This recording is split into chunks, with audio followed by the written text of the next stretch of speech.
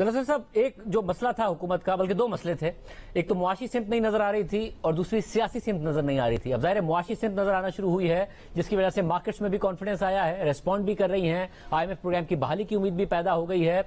مگر جو سیاسی سمت ہے، آپ کے خیال میں وہ بھی کلیئر ہے یا پھر وہ بھی بدلے گی؟ ایسے سرکمسٹانسز پیدا کر سکتے ہیں عمران خان صاحب کہ وہ بدلے گی اور ابھی حکومت کے پاس کوئی پالیسی ہے نہیں اس سیاسی طور پر؟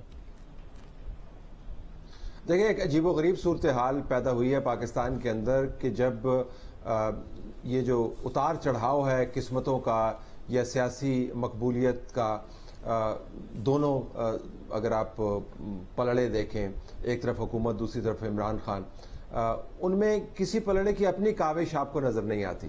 عمران خان جب نکلے تو حکومت کے پاس اسٹریٹجک فیصلے کرنے کا وقت تھا.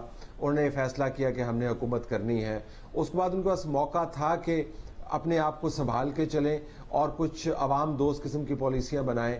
معیشت نہیں ان سے سنبھل پائی، فیصلہ کرنے میں دیر ہو گئی کہ اسحاق ڈار صاحب نے ہینڈل کرنا ہے، مفتاح صاحب نے ہینڈل کرنا ہے، اور ایک ونڈو آف اپرچونٹی انہوں نے مس کر دیا. اور اس کے بعد ان کے فارچونز گرنے لگے تو عمران خان کے فارچونز اوپر جانے لگے، اور جس کا نتیجہ آپ نے پنجاب کے ضمنی انتخابات کے اندر دیکھا. اس میں عمران خان کا اپنا کوئی کارنامہ نہیں تھا، حکومت کی اپنی کوتاہیاں تھیں.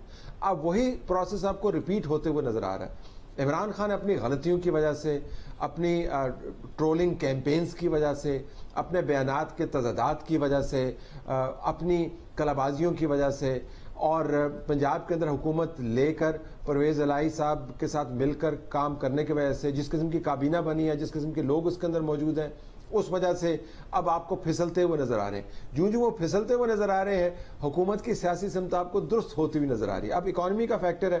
آئی انڈرسٹینڈ کہ حامد میر کا اس کے اوپر ایک اپنا ٹیک ہے مفتاح اسماعیل کے بارے میں، اور ہم نے خود مفتاح اسماعیل کو کرٹیسائز کیا ہے. ظاہر اگر آپ فائنانس منسٹر ہیں، فائنانس زار ہیں، تو ملک میں جو کچھ ہو رہا ہے آپ کو اس کا ذمہ دار ٹھہرانا پڑتا ہے.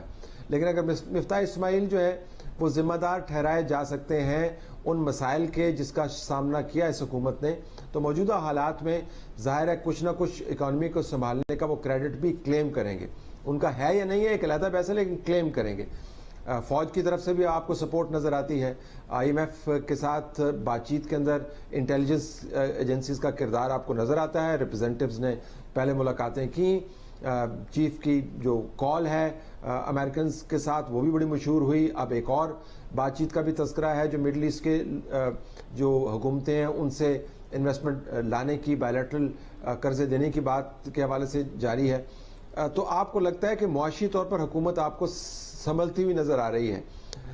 عمران خان کے پاس اس کی جو ونڈو آف اپرچونٹی ہے سیاسی طور پر، وہ کلوز ہوتی جائے گی یا کمزور ہوتی جائے گی. لیکن جس طرح میں نے پہلے کہا، اس میں کسی کا کارنامہ نہیں ہے. جو ان کے اوپوننٹس ہیں ان کی اپنی کوتاہیاں زیادہ کار فرما نظر آتی ہیں آپ کو.